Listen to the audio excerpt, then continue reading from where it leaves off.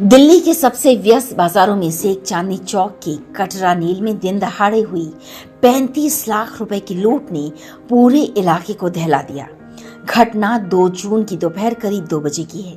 विक्की जैन नामक व्यापारी अपने कार्यालय में अपने कर्मचारियों ओम प्रकाश, विक्रम और विक्की के साथ मौजूद थे। कुछ समय पहले ही सीसीटीवी में 3 संदिग्ध लड़के सीढ़ियों से ऊपर आते हुए दिखाई दिए थे, लेकिन वो फिर लौट गए। कर्मचारियों को कुछ शक तो हुआ, लेकिन किसी अनहोनी का अंदेशा नहीं था। करीब 2 घंटे बाद 2 युवक फिर से लौटे।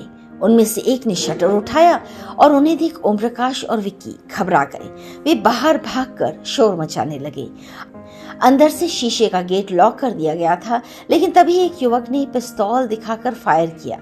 गोली शीशे के दरवाजे से टकराई, दरवाजा टूट गया। वो अंदर घुसा और विक्की और विक्रम को जान से मारने की धमकी देते हुए पिस्तौल को तान दिया। दूसरा युवक तेजी से अलमारी तक पहुंचा, जहां 35 लाख रुपए नकद पड़े थे। नकद को उसने काले बैग में भरा और दोनों युवक वहां से भाग गए और तीसरा साथी उनका इंतजार कर रहा था। पिस्तौल फहराते हुए तीनों वहां से फरार हो गए। घटना की सूचना मिलते ही थाना लाहौरी गेट में मामला दर्ज किया गया। उत्तर जिले के आला अधिकारियों ने कई टीमों का गठन किया। रात भर इस चुनौती भर केस की तफ्तीश पर काम किया गया। सबसे पहले सीसीटीवी की फुटेज खंगाली गई। कटरा नील से लेकर भाग दीवार मस्जिद, पुरानी दिल्ली रेलवे स्टेशन और उसके आगे की फुटेज में बदमाशों की गतिविधियां रिकॉर्ड थी। उन्होंने जिस ऑटो से फरारी की थी उसकी पहचान की गई और उसका पीछा करते हुए पुलिस शाहदरा से होते हुए लोनी और फिर बागपत तक जा पहुंची। इस क्रम में पुलिस को इनपुट मिला कि बागपत के निवाड़ा गांव में एक युवक शेखर को हाल ही में बड़ी रकम के साथ देखा गया है। त्वरित कार्रवाई करते हुए पुलिस ने शेखर को उसके घर से गिरफ्तार किया। पूछताछ में उसने लूट में शामिल होने की बात कबूल की। लूट की बाकी रकम वारदात में शामिल उसके बाकी साथियों निखिल, साहिल और तुषार के पास है और ये उसके संपर्क में है। शेखर ने यह भी बताया कि उसके हिस्से की 13 लाख रुपए की रकम उसी के पास है। शेखर की निशानदेही पर निखिल को बड़ौत में थ्योड़ी गांव से गिरफ्तार किया गया, जिससे 6.5 लाख रुपए बरामद हुए। निखिल और शेखर की गिरफ्तारी के बाद अब 2 नाम बचे थे। शेखर ने खुलासा किया कि तुषार से उसकी पहचान तिहाड़ जेल में बंद उसके भाई देवांश उर्फ रावण के जरिए हुई थी। तुषार और देवांश पहले से तिहाड़ में ही थे। वहीं से तुषार को शेखर का इंस्टाग्राम प्रोफाइल दिया गया था। इंस्टाग्राम प्रोफाइल खंगालने के बाद पुलिस को तुषार का सुराग हरियाणा के रोहतक जिले के गांव बल्लभ से मिला। वहीं से साहिल का नाम भी सामने आया, जो गांव सुथाना के निवासी निकला।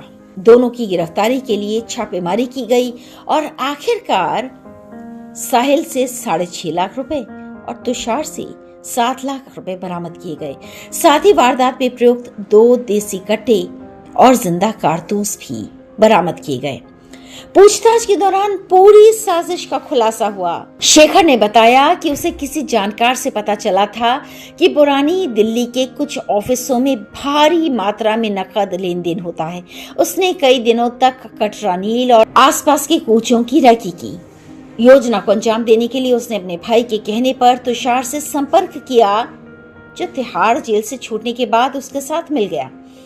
तुषार रोहतक से साहिल को भी लेकर आया।